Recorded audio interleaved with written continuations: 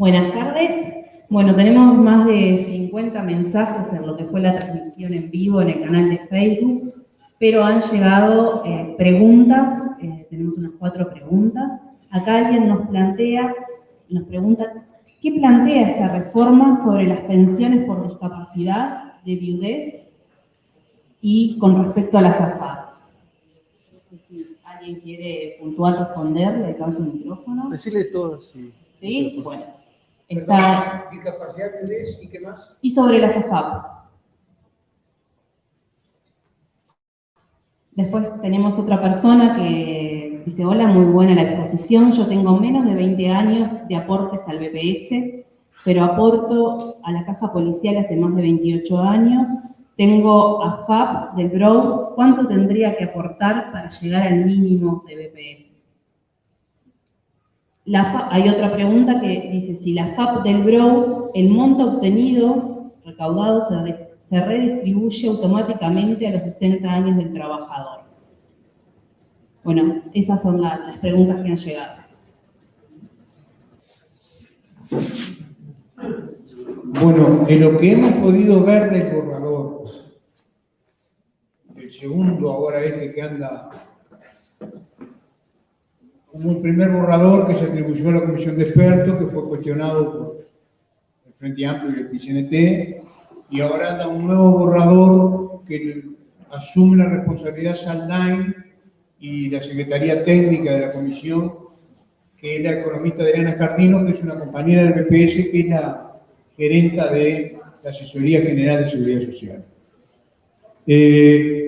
Lo que parece esperarse de lo que está en ese borrador es que las pensiones por discapacidad las van a cambiar restrictivamente. Ya se ha hablado, el propio Dísilo lo ha dicho, hay algún otro director o directora que también lo habla, de que hay demasiada flexibilización en la forma de acceder al beneficio. O sea que, para ser concreto ante la pregunta, esperamos que empeore. Lo de la pensión a la viudez, como creo que dije algo yo cuando hablé, también esperamos que empeore. Se acordarán ustedes que cuando la ley de las AFAP en el 95 se estableció que si la mujer queda viuda antes de los 32 años, cobra por 2 años y después pierde la pensión. Si queda viuda antes de los 35, cobra por 3 años y después pierde la pensión.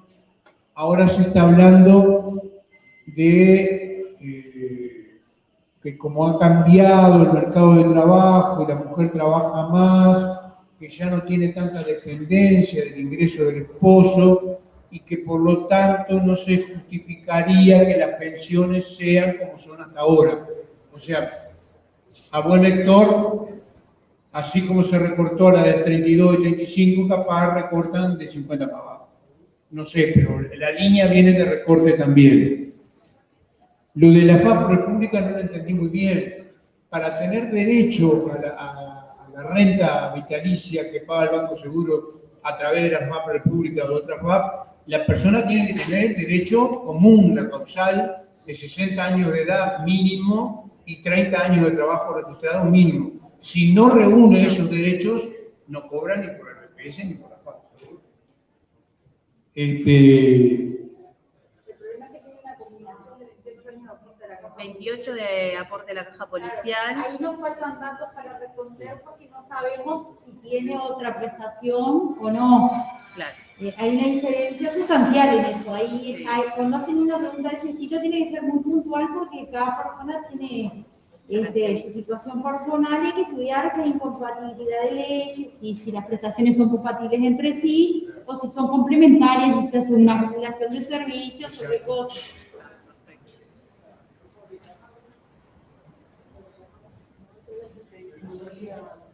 Sí, la distribución a los 60 años, si la FAP hace la distribución de lo recaudado. No. Oye, llega el momento en que tenés el derecho jubilatorio, si reunís los 60 y 30 o 65 y más y lo que sea, se ve la plata que acumulaste, o sea, me descuentan todos los meses, le sacan la comisión, lo que queda va al fondo, eso se invierte, ha habido años donde ha habido rentabilidad negativa, otros donde da positivo, se ve toda la plata que está al final, y al final se mira la expectativa de vida que se supone que yo tengo, y se distribuye lo que tengo acumulado con los años que se supone que yo voy a vivir. Y de ahí sale el monto. Más o menos igual funcionaría la cuenta nacional, en el mismo sentido de como que se autocorrige el régimen. Vos, según la plata que tenés de lo que vas a cobrar, y te lleva a que cada vez trabajes más para acumular más y poder cobrar un poquito más. Un partido ahí porque podés vos tener un esposo y que el viudo tenga derecho, entonces vivís como 120 años promedio, una cosa así. Pero además, pero además lo que fija la renta, que se llama renta, es la tasa de interés técnico que la fija el Banco Central, que eso para nosotros es inconstitucional, porque en el 2000, cuando empezaron los primeros jubilados por las AFAP a cobrar las rentas, y por lo tanto las aseguradoras privadas que preveía el sistema se fueron todas porque no era negocio, no era rentable, quedó el Banco de Seguro con esa obligación y empezó a pagar las primeras rentas y el Banco de Seguro se empezó a desfinanciar. Por ese motivo, el Banco Central, que no tiene que tocar pito en la seguridad social, empezó a bajar la tasa de interés técnico, que del 3%, que eran las primeras rentas, porque ahí así lo indica la ley, hoy está en 0,72%. Quiere decir que la renta bajó a su cuarta parte. Por lo tanto, es una reafirmación más que nosotros hacemos de las incertezas del sistema de las AFAP, de que son prestaciones absolutamente insuficientes y que es una estafa. Es una estafa porque lo que pregunta la oyente, de que todo ese monto que nos mandan cada 6 meses, toda una plata bárbara que tenemos ahí ahorrado, no se distribuye. Por lo que decían mis compañeros, es un diseño perverso porque nos indica, y como en otros temas, también hay un problema de género, porque nos adjudica a las mujeres mayor expectativa de vida, o sea que hay que vivir eso como si viviéramos 120 años, con una tasa de interés técnica que es reducida. La otra vez decía Karina o algún otro compañero del BPS que pagan jubilaciones, por ejemplo, están pagando jubilaciones por el sistema mixto, ¿no?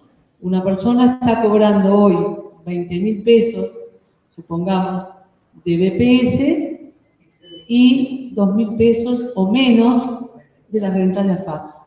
Y eso es real, esos están en los recibos. Me acuerdo cuando estábamos con Adolfo y otros compañeros en 2013, cuando estábamos con el tema de los cincuentones, y te acordás que teníamos un recibo, son 8 años, pero había un recibo de 2 pesos.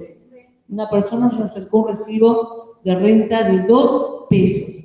Valía más el papel que la renta. No sé si les queda claro a los oyentes de lo que estamos hablando. Y dice que si agregaran otra variable de esas tres que hablaste vos, que es el ahorro individual, la expectativa de vida y la tasa del interés técnico, es la renta de las FAPes en base a esas tres variables. Si agregaran otra, que dice que pueden agregar otra, que podría ser una pensión, no sé si estoy bien informado, bajaría más del 0,70 todavía la tasa de interés. Dos cosas más para redondearlo, Mariano,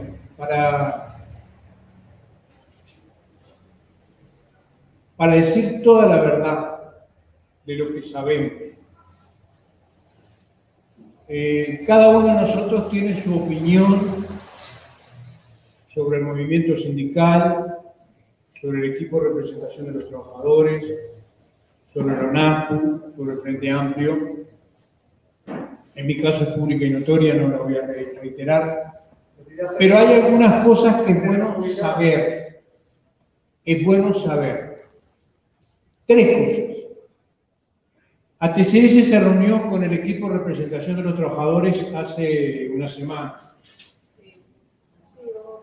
Una primera cosa que va en el sentido de lo que decía Borges.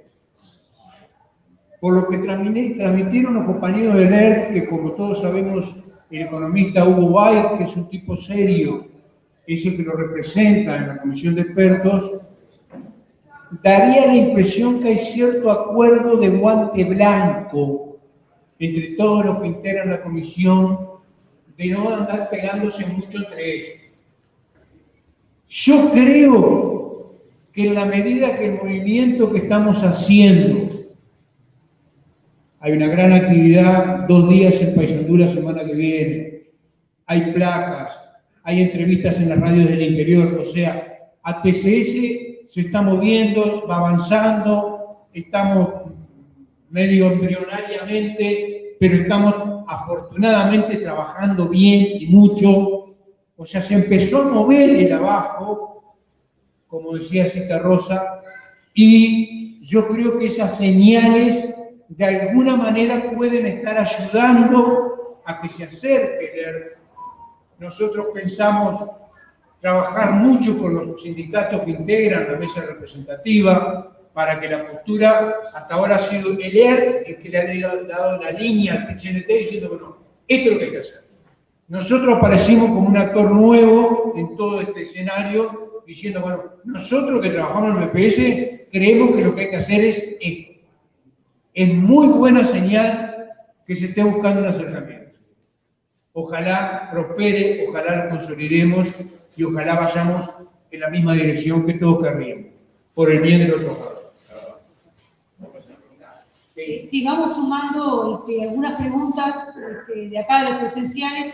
Tenía anotado a Héctor Morales, que ya sacó el micrófono. Y Yo una pregunta, ¿no? ¿Cuál es el porcentaje que a los trabajadores que están en sacan del sueldo? Es un porcentaje del 15% como aportaste, sacan, no sé cuánto. Depende de la comisión. Pero un sueldo normal. No, tú lo que tenés que pensar. Tú lo que tenés que pensar es que siempre tu descuento jubilatorio va a ser el 15%. En general, por la parte saca un porcentaje.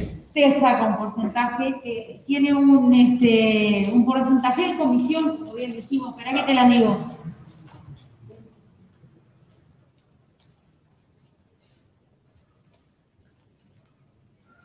Un porcentaje que se aplica sobre el 15, claro, no sobre el 100.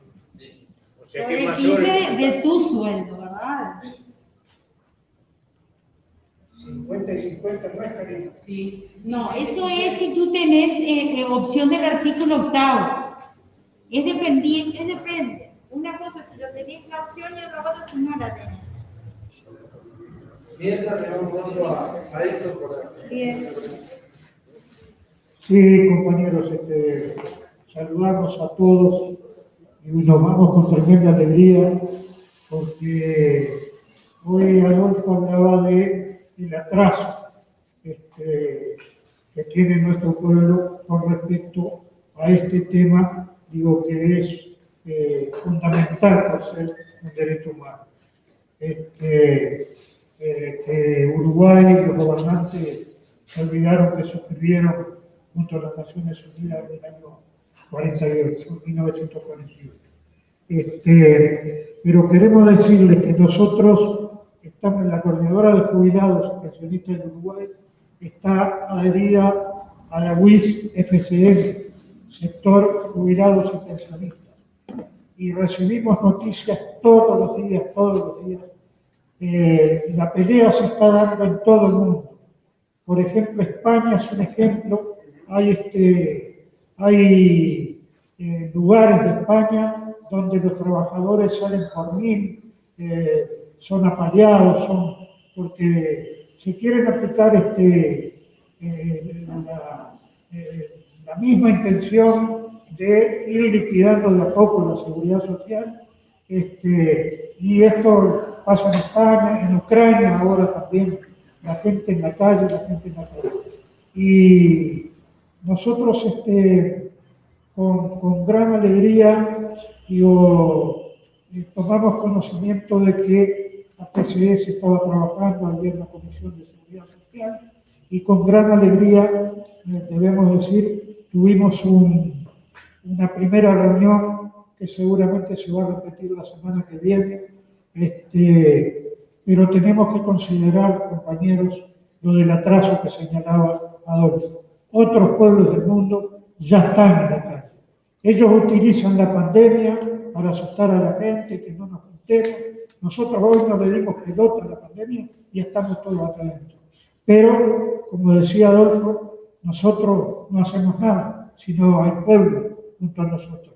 Entonces, nosotros, a todos los presentes en esta reunión, sean jubilados o sean trabajadores activos, porque los trabajadores activos, los jubilados estamos sufriendo, sufren.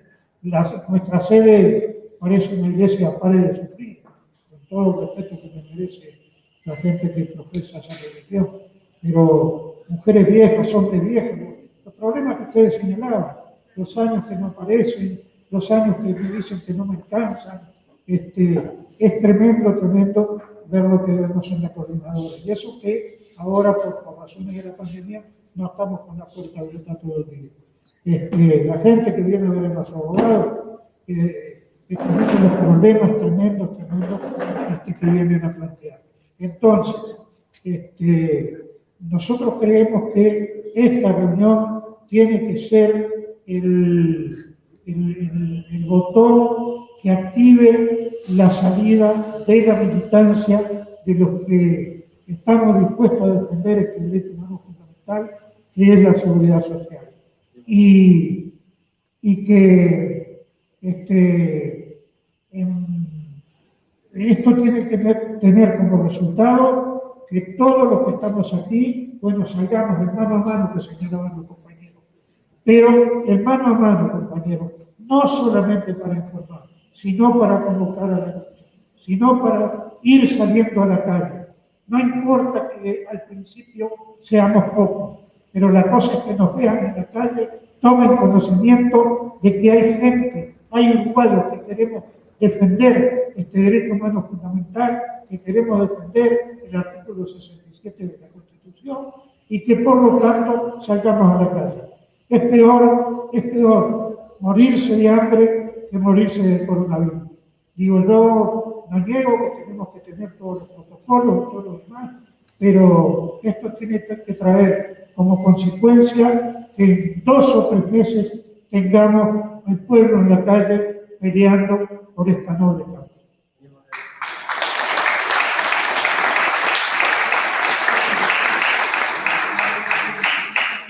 Encontré los valores de 0.69 República FAP y 1,371 el resto.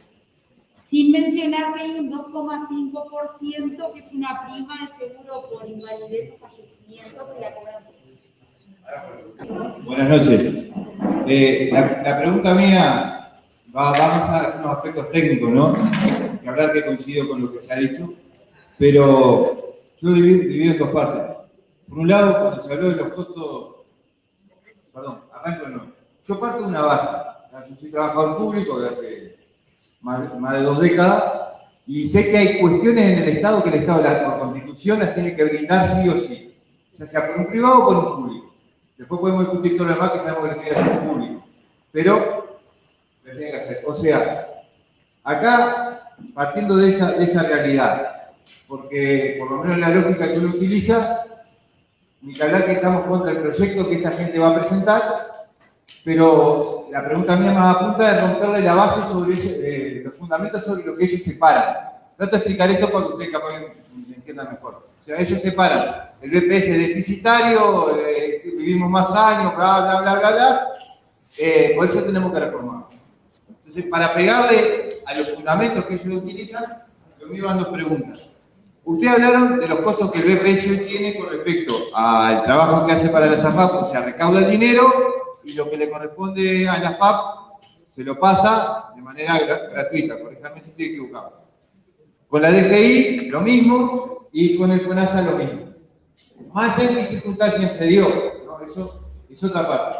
Si ustedes tienen cuantificado cuánto es que tendría que recibir el BPS, utilizando las tasas promedio que se cobran, por ejemplo, en el correo, está la tasa de servicio postal universal, y lo que cobra la URSEC por recaudarle con un 4% del total, o sea que es una tasa estándar. Si se tiene cuantificado, porque puede ser un elemento más a demostrar, decir, bueno, cuando me dicen que el BPS tiene tal déficit, si el Estado le pagara lo que le tiene que pagar, es tanto dinero.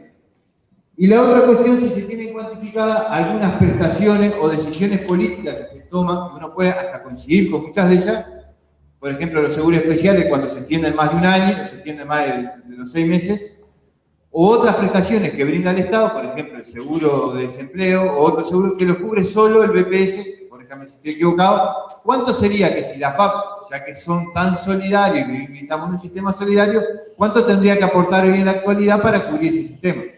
Porque, por ejemplo, a mí que me toca estar dentro de la AFAP, yo en realidad estoy porque me obligan, no porque me dan la elección. Si son tan buenas, me deberían dejar elegir. Eso sería una tercera valoración, ¿no? Más que preguntas, una valoración. Pero con respecto a lo otro, ¿cómo se está? Si se tiene cuantificado. O sea, si dicen, bueno, mira, la prestación que tiene que prestar el Estado, ya sea por un público o un privado, porque también nos tratan de colocar, basado en lo que dice Bertón y los cuentos que hemos escuchado durante todos estos años, de que hay que achicar el Estado, toda esa letra, no lo hace el público, lo termina haciendo un privado que sale más caro. Esas prestaciones, ¿cuánto terminan y cuánto terminan impactando? En realidad, si el Estado, a partir de rentas generales, se hace cargo y ese dinero entra dentro del BPS, ¿cuánto se terminaría? ¿Cuál sería el número real si hubiera déficit? Porque yo tengo la duda si hubiera. Termino con esto. En el año 2019, por seguro de desempleo, 170 millones, y más de 400 el año pasado por el tema de la pandemia. No es que uno esté en contra de eso, pero después son números que le achacan al BPS como que es pérdida. Entonces, no es pérdida, es parte de una política social que tiene que prestar. Sin embargo, la FAP, ustedes lo podrán decir mejor que yo, no apuesta nada. Era por eso. Bueno, más que una pregunta, es una docena de preguntas, pero la voy a redondear en una cosa, capaz que mis compañeros después profundizan lo que yo voy a hablar, porque a mí no soy experta en números. Y te voy a contestar todo eso que preguntaste con un concepto único, porque a medida que vos estabas hablando y preguntabas, se me instaló la respuesta. ¿Y cuál es la respuesta? La respuesta es que el problema, con comillas, está mal planteado. Ustedes saben que si nosotros tenemos que resolver un problema y lo planteamos mal, la solución va a estar equivocada. Entonces, cuando hablamos de seguridad social, no podemos hablar de gasto ni de déficit. Porque es como si hoy, que estamos por empezar las clases, dijéramos, bueno, a ver, yo pregunto a cualquiera, no tengo los números, pero ¿acaso la educación es suficiente, no es deficitaria? ¿Podemos hablar de educación deficitaria? ¿Podemos hablar de salud pública deficitaria? Les doy un ejemplo, chiquitito, para terminar en ese concepto que quiero redondear. Yo ayer venía pensando en esto, en estas cosas, y en una entrevista de Radio del Interior y todo, y fíjense una cosa, el transporte colectivo está subsidiado, ¿verdad? La Intendencia subsidia a las empresas de transporte, ¿verdad? Quiere decir que es deficitario, porque si no, la Intendencia no debería subsidiar el transporte. Yo pregunto, ¿alguien habla de que el transporte es deficitario y que la Intendencia, con los impuestos que todos pagamos, se lo da a las empresas de transporte? Chiquitito, pero es lo mismo que la seguridad social. Es exactamente igual. Pero no se habla de ese subsidio porque está subsidiando a las empresas privadas. Como no se habla de que el FONASA es deficitario. Yo no estoy atacando el FONASA, ni quiero que no haya FONASA. Quisiera mejorarlo y que fuera público. Pero el FONASA es deficitario porque, por ejemplo, de una pasividad, todos aportamos al FONASA, el mismo porcentaje según la composición familiar.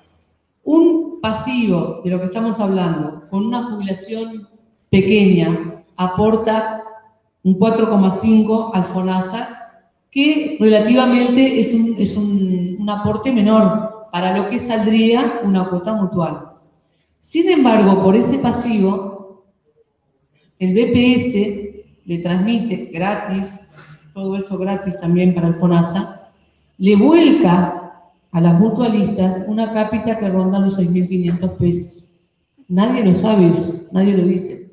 Las cápitas que se pagan a las empresas, los prestadores de salud, en las franjas de los bebés, la primera edad de la infancia, y los mayores de 60 años, que son los que más precisan la salud, andan alrededor de 6.000 y casi 7.000 pesos per cápita que la mutualista recibe todos los meses indefectiblemente del BPS.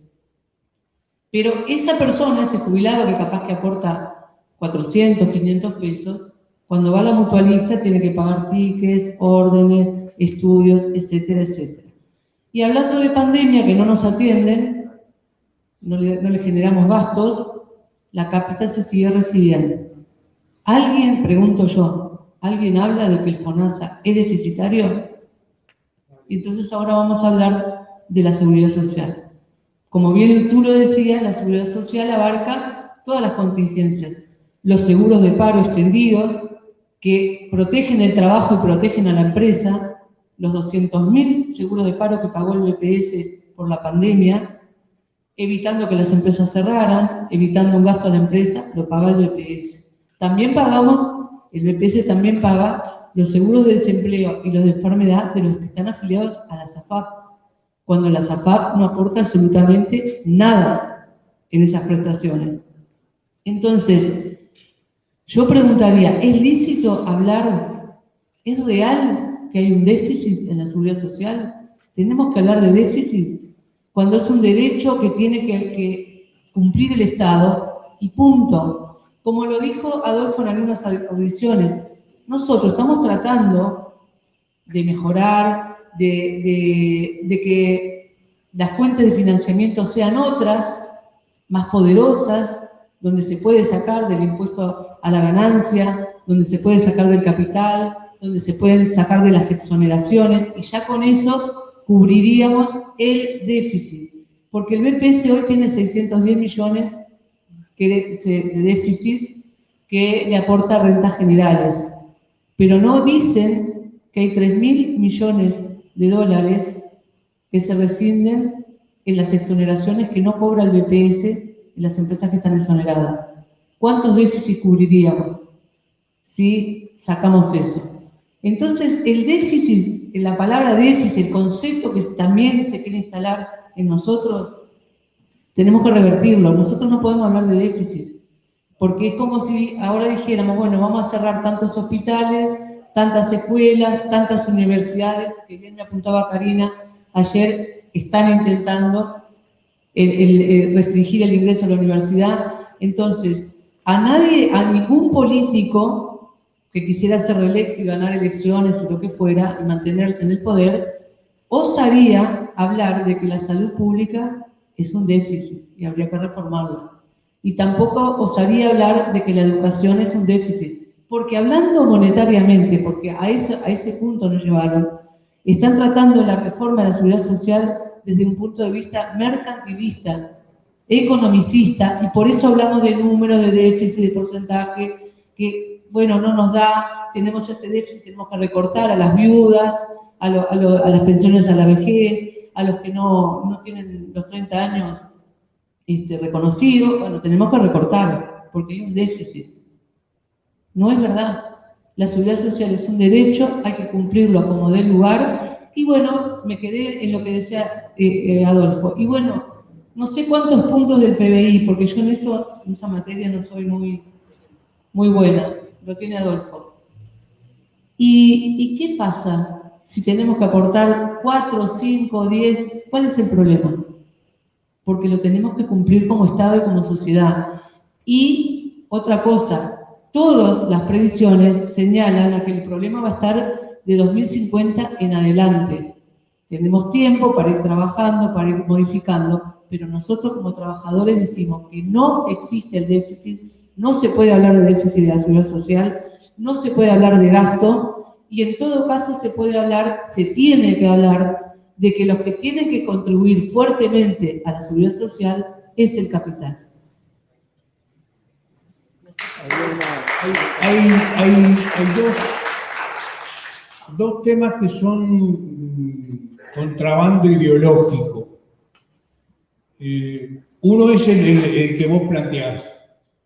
Decir que hay tanto por ciento de déficit, tal porcentaje del PBI, sin comparar con algo, es decir nada. Dando por buenos los datos que manejan ellos, estoy hablando solo del BPS, no comparo con caja militar, que es peor, no comparo con caja policial, que es peor. En el caso del BPS, el gasto previsional, o sea, todo lo que el BPS gasta por año, en el 2019 equivalió al 9,2% del PBI. Todo lo que pagó. Pero ¿a cuánta gente le pagó? A 795.000 jubilaciones y pensiones. En realidad son menos, porque hay algunas personas que tienen o 2 jubilaciones o una jubilación y una pensión. Pero grosso modo es un 20% de la población. La pregunta es, y además hay que tener en cuenta que en ese 9,2% está el aporte que hacemos los trabajadores, que hacen los patronos y también lo que hacemos los jubilados. Es mucho que para el 20% de la población se destine el 9% de la riqueza nacional. Y cuando hablas del déficit, o sea, descontando los aportes obreros patronales, descontando los 7 puntos del IVA, la asistencia real del Estado, en el 2050 se proyecta un 2,5 del PBI. Vuelvo a la misma pregunta. ¿Es mucho que de cada 100 pesos que se producen se destinen 2,5 para pagar al 20% de la población? Me parece que no es mucho. El otro contrabando ideológico, ¿cuál es? Que lo dijo al pasar Marita hoy, las declaraciones de Odicio, que dijo de que una persona aporta 23 años y después cobra 37. Se debe estar basando en un ejemplo de aplicaciones del artículo del comunicado 42. No, hay un comunicado interno en el BPS que dice que si vos declarás tantos años y tenés más de la mitad documentada, por el resto si te piden testigos, no se toman los testigos y te da por probado. Entonces, eso lleva, en esos casos en que se aplica, que no son la mayoría, que la persona reúne 30, pero en realidad se le dan 7 estrictamente. Entonces, lo que hizo Odicio fue, a los 30 de la causal le sacó los 7, se quedó con 23. Y se ve que fue una persona que vivió hasta los 97 años y dijo, cobró 37 años. Pero no es la realidad. No es esa la realidad. Y la pregunta no es cuánto aporté, cuánto coticé y cuánto tengo que cobrar. Porque eso es lógica de ahorro individual. No es lógica de reparto y solidaridad intergeneracional.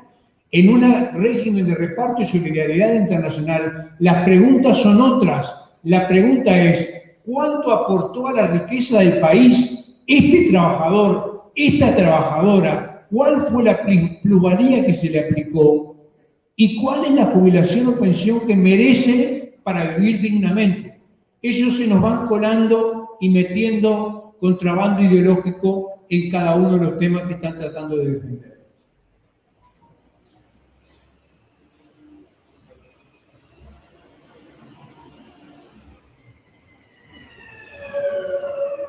Bueno, primero agradecer a los compañeros que hoy nos han nutrido con información, con conceptos, con conocimientos para salir a dar una batalla que, de nuestro punto de vista, es la principal batalla que tenemos para dar en toda esta etapa.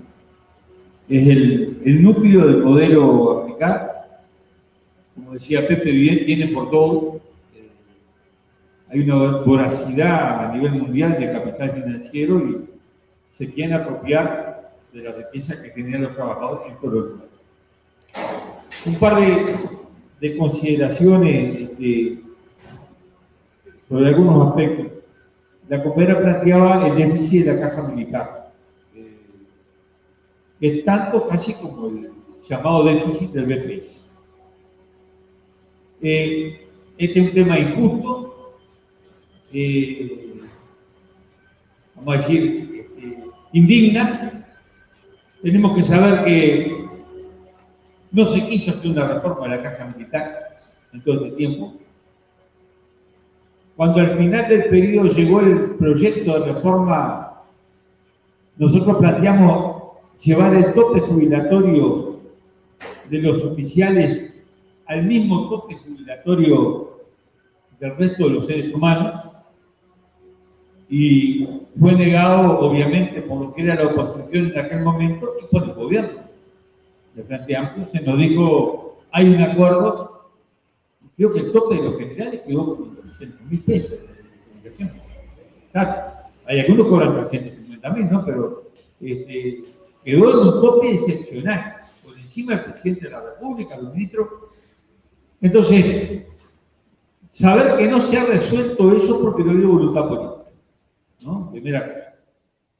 Pero junto con eso, muchas veces se utiliza el déficit de la caja militar como el centro del problema en todo este tema de la reforma. Para nosotros, el centro del problema son las AFAP. Hay que terminar con los privilegios de la caja militar, hay que terminar con esa racionalidad, pero podemos resolver ese problema, y si se mantienen las AFAP, el problema va a seguir y va a ser cada día más grave. Yo puedo ubicar en dónde está, desde nuestro punto de vista, el meollo de la cuestión. Y luego, con respecto a aquel proceso de batalla contra las AFAP, que nos tocó dar también en aquel momento dentro del Frente Amplio. El problema central es que estaba dividida. Recuerdo un plenario, creo que fue el último que se hizo, en lo que era el sindicato de Onda, que ahora está el Sinagua ahí, en la Graciada, y ahí era un grupo importante, Astori, Rubio por la vertiente, que acordaban con el régimen de la AFAP. Y en un intento por convencernos plantearon que se podía mejorar el proyecto. Y allí el entonces diputado Chiflet, que fue un espadachín contra un gran luchador junto a Hugo de los Campos, ¿no? Que por suerte lo tenemos y sigue aportando, acuñó esa frase que le dice: compañero, es imposible maquillar a Frankenstein, porque el maquillaje sigue siendo Frankenstein. No había forma de mejorar ese proyecto. Y nuestra debilidad en aquella lucha por derogar esa ley es que estábamos divididos, es que no se peleó por eso. Muy parecido a lo que pasó con la ley, con la juntada de firmas por la ley de riego.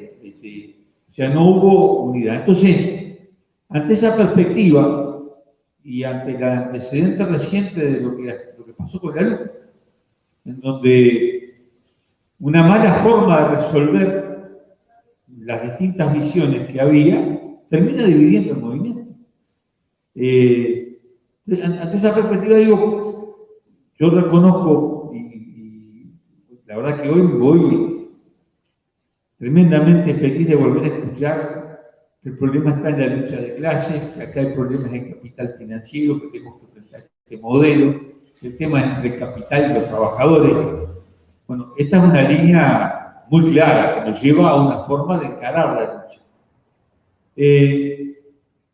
Y yo creo que la vanguardia clarísima que ha tomado ATCS en este movimiento es saludable, que hay que hacer el mayor esfuerzo por rodear esa lucha con más sindicatos, con más agrupaciones sociales, sindicales, también con los sectores políticos que quieran acompañar.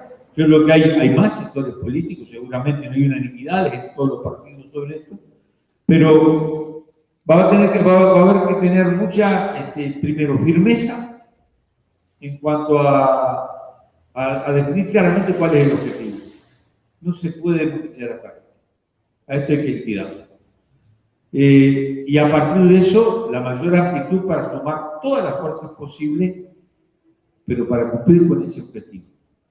Y creo que ustedes están marcando un camino que va por allí y la verdad que nos llena de esperanza, porque las historias de plebiscitos que contaba Adolfo, que parecían imposibles y terminamos ganándolo, David contra Goliat, creo que puede ser una historia que podemos volver a repetirse. Gracias.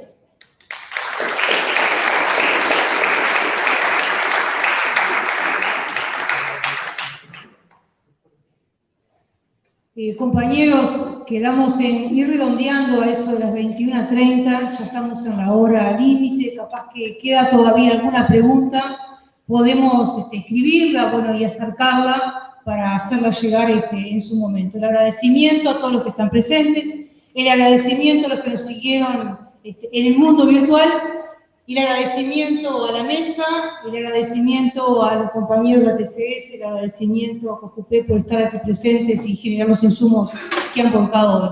Buenas noches.